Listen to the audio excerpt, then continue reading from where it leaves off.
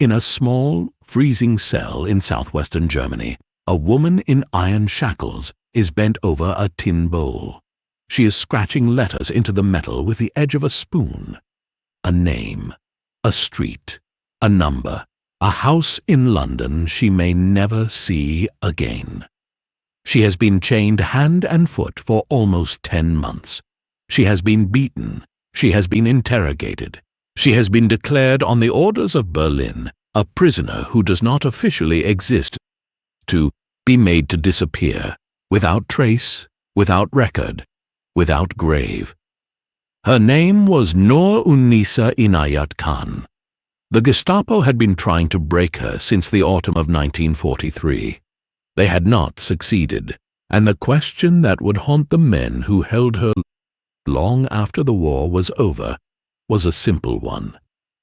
How does someone like her not break? She was born in Moscow on the first day of 1914, the year the world began to come apart.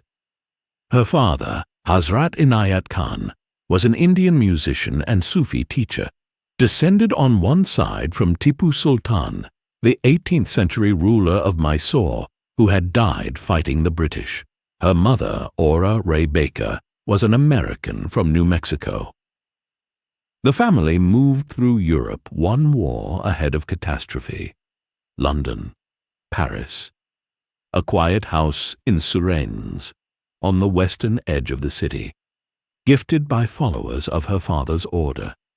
Noor grew up there in a household built around 3 things: music, devotion, and a strict, almost luminous idea of non-violence. She studied child psychology at the Sorbonne. She studied music under Nadia Boulanger at the Paris Conservatory. She played the harp. She wrote stories for children, retelling the old Buddhist Jataka tales, small fables about kindness, about restraint, about the cost of cruelty. In 1939, those stories were published in London. A year later, the Wehrmacht crossed into France. Noor and her family fled south to Bordeaux, then across the Channel by sea, landing at Falmouth on the 22nd of June 1940. France had fallen. Their home in Suresnes was now behind enemy lines, and the young woman who had been raised never to take a life began to ask herself a question her father's faith had never quite prepared her for. What does a pacifist owe to a world being eaten alive? In November 1940, she enlisted in the Women's Auxiliary Air Force. She trained as a wireless operator, tapping Morse code, hour after hour, until her fingers, swollen with chilblains, struck the key so hard her instructors gave her the nickname Bang Away Lulu. In early 1943, she was quietly transferred.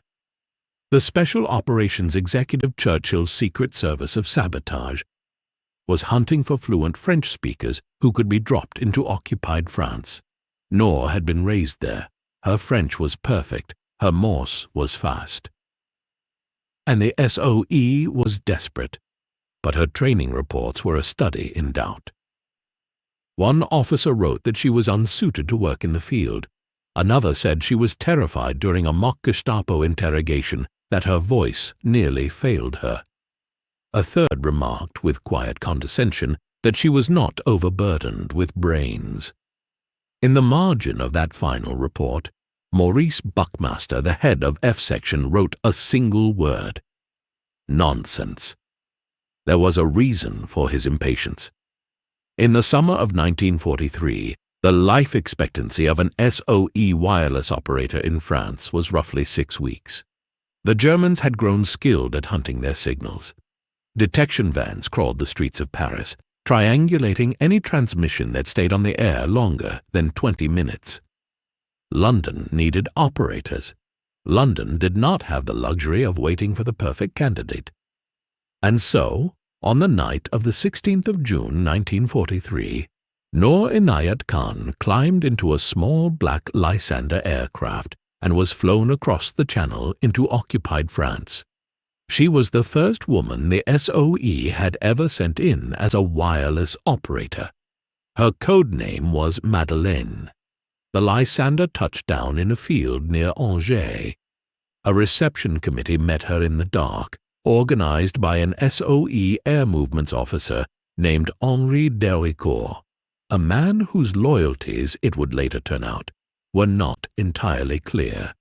She made her way to Paris, took on a new identity, Jean-Marie Renier, a children's nurse, and reported to her circuit, a network called Cinema, run within the wider Prosper organization. She had been on French soil for barely a week when Prosper began to fall apart. The Gestapo had penetrated the network. Mass arrests swept through the Paris resistance. Agents she had been introduced to days earlier were vanishing into the cells of Avenue Foch. The circuit she had been sent to serve was, in the space of a few days, ceasing to exist. London signaled her to come home. A pickup could be arranged, another Lysander, another moonlit field, and she would be back in England within a week. She refused. In one of the last messages she sent before going dark, she told Buckmaster, in effect, that she was the only wireless operator left functioning in Paris, and that to leave now would be to cut the city's last link to London. What followed was by any measure one of the most dangerous postings of the war. For roughly 4 months, Noor Inayat Khan ran the radio traffic of multiple shattered networks, almost single-handedly. She moved her transmitter from address to address, friends' attics, sympathetic flats, rooms above shops, carrying the heavy suitcase through streets thick with German patrols. She dyed her hair. She changed her clothes. She slept in different beds. And every few days she would unpack the set, string the aerial, and tap out the messages that kept arms drops flowing, kept escape lines open, kept London informed. The Gestapo had her description. They had her code name. They did not yet have her face. There is a phrase that appears in her George Cross citation, drafted years later from captured German records. It calls her post the principal and most dangerous post in France. That language is not promotional. It is procedural. It is the language of men reading German files and trying to describe in neutral words what she had actually done. She was working alone in a city where her colleagues had been broken in interrogation rooms only a few miles from where she slept. She knew, because the rumors traveled fast, what was being done at Avenue Foch. She knew what waited for her if she made one mistake. And she made mistakes. She was, in some ways, exactly the agent her instructors had warned about. She was trusting. She kept up old social contacts. She was, by the testimony of those who knew her in Paris, kind. And kindness in the Paris of 1943 was a kind of exposure. There was one mistake in particular. Against direct orders, Noor had kept copies of the messages she had sent and received the originals of her wireless traffic, written out in her own hand in a notebook. It is not entirely clear why. Some historians believe she misunderstood an instruction about filing. Others note that her training had been cut short. Whatever the reason, the notebook existed, and in October 1943, the Germans found it. She was betrayed. The most likely informant, though never legally proven, was a woman named Renée Gary, the sister of her own circuit organizer. The motive, depending on which account you read, was jealousy or money, or both. She was tried after the war and acquitted by a single vote. On or around the 13th of October 1943, Noor was arrested and taken to 84 Avenue Foch, the SD headquarters in Paris, a row of elegant townhouses where the Gestapo conducted its work behind lace curtains. The man waiting for her was Hans Kiefer, the head of the SD in Paris. He was, by the standards of his service, an experienced and methodical interrogator. He had broken agents before. He did not break her. After the war, under Allied questioning, Kiefer himself stated that Noor Inayat Khan gave him no operational information of any kind. She lied, he said, consistently. She refused to identify a single colleague. She refused to surrender her ciphers. But the notebook had done its work without her. Using the messages she had transcribed, the Germans began transmitting on her frequency in her style, impersonating Madeleine. London, despite warnings from another agent in the field, accepted the transmissions as genuine. Over the following months, 3 more SOE agents were dropped directly into the hands of the waiting Gestapo. At least one of them was later executed. Noor knew none of this. What she did know was that she had been captured and that she had no intention of staying. On the night of the 25th of November 1943, during an Allied air raid over Paris, she climbed through a skylight at Avenue Foch with 2 other prisoners, the British agent John Starr and the French resistance leader Léon Fay, and across the rooftops of the 16th arrondissement. They were within minutes of getting clear when the all-clear sounded. A routine prisoner head count was ordered, and the escape was discovered. She was caught on a nearby street. Asked to sign a pledge promising not to attempt escape again, she refused. 2 days later, she was put on a train east into Germany. In Berlin, an order was signed. She was to be classified Nacht und Nebel, night and fog, a category of prisoner invented by Hitler's regime for those who were not simply to be killed, but to vanish. No notification of family. No marked grave, no trace. She was taken to a civilian prison in the town of Pforzheim, in southwestern Germany, and placed in solitary confinement in a cell apart from the main wing. She was classified as highly dangerous. For most of the next 10 months, she was kept in chains, wrists, ankles, and a connecting bar between them, which made it difficult for her to feed herself or to lie down without pain. She was not allowed exercise. She was not allowed contact with other prisoners. She was, in the language of the file, simply to be held. The director of Pforzheim prison would later testify under Allied interrogation that across those 10 months she gave no information about her work or her colleagues. None. He would describe her with something close to professional puzzlement as uncooperative. Other prisoners in adjacent cells heard her at night. They heard her weeping. And on the underside of her tin mess bowl, with whatever sharp edge she could find, she scratched a name and an address. Nora Baker, 4 Taverton Street, London. It was her mother's house. She was not sending a message to the Gestapo. She was sending a message to the future, to whoever one day would clear out the cells of Pforzheim and find a bowl with a name on it, and understand that a woman had been here. That bowl is the reason we know she was at Pforzheim at all. On the 11th of September 1944, the Allies were approaching the German border. The order came down from Karlsruhe. 3 other captured SOE women, Yolande Beekman, Madeleine Dammerment, and Eliane Plumen, were assembled. Noor was brought from Pforzheim to join them. The 4 women were put on a night train south to Dachau. They arrived late on the 12th of September.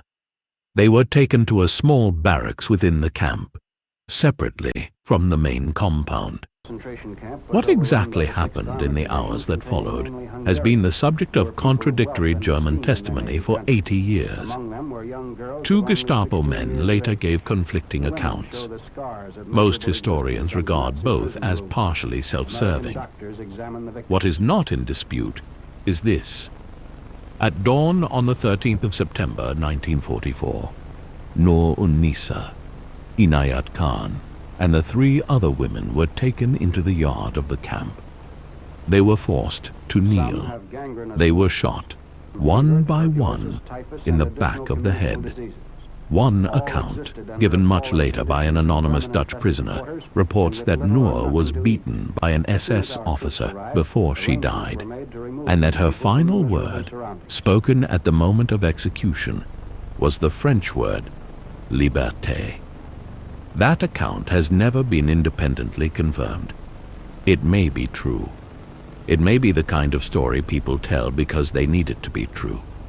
What is certain is that she was 30 years old, that she had been in chains for almost a year, that she had given the Gestapo nothing, and that she died with 3 other women holding hands in the half-light of a German autumn morning. Her body was burned in the camp crematorium. There is no grave.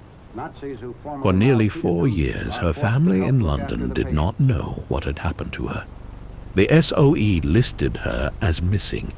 Her mother, as Noor had once requested, was spared the news until it was certain.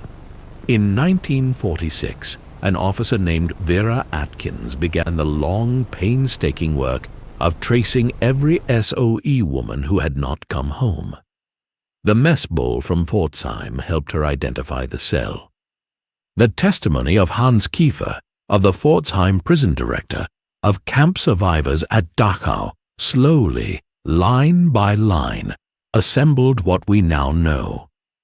In 1949, the King of England approved the posthumous award of the George Cross, the highest civilian decoration for gallantry in Britain, to Assistant Section Officer Noor Inayat Khan of the Women's Auxiliary Air Force. France awarded her the Croix de Guerre with a gold star. In 2012, a bronze bust of her was unveiled in a quiet square in Bloomsbury, not far from the house she had left for her final mission. In 2020, a blue plaque was placed on the door of 4 Taverton Street, the address she had scratched into the bowl. She was the first woman of South Asian descent in London to receive one. History tends to remember its soldiers in uniforms, behind guns, at the head of armies. Noor Inayat Khan was none of those things. She was a harpist. She was a writer of children's stories. She was the daughter of a Sufi teacher who had taught her never to take a life. She was, by the assessment of her own instructors, the least likely secret agent ever sent into occupied Europe. And in a cell in Pforzheim, chained at the wrists and ankles, alone in the dark, with nothing left to her but a tin bowl and a spoon, she refused for 10 months to give the Gestapo a single name. That refusal does not appear in the great battle maps of the Second World War. It does not move armies. It does not change the course of campaigns. But it is, in its own quiet way, one of the things the war was fought to defend. A single person, alone in a room, saying no,